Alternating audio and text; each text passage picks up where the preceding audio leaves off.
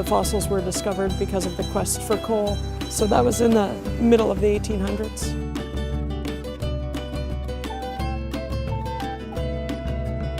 The Carboniferous was from 360 to 300 million years.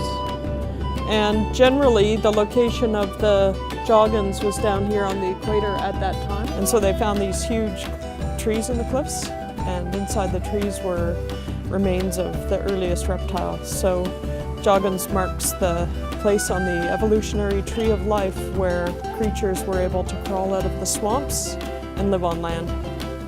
So it's the branch of the tree that leads to mammals, us, birds and reptiles. When you start to learn a little bit about it, I mean, you come down here, you think it's a rocky beach with cliffs, and you start to understand a little bit of the significance of it. Charles Darwin wrote about Joggins and On the Origin of the Species, so it's mentioned in there when he was trying to defend the theory of evolution and natural selection. He used Joggins as a reference point.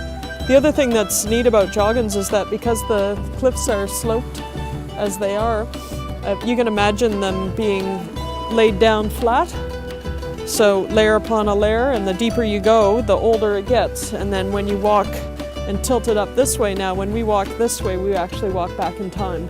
Throughout the summer, we provide guided tours, 1 to 2 hours long. You can book a longer private tour. We provide interpretation in the center as well as out on the beach. We can host conferences. The center is wireless, it has high speed. We have video conferencing capabilities. The fact about Joggins is that the international community has recognized it as being significant. And so the whole deal with that is that Joggins is of outstanding universal value, so it's valuable for everybody, forever.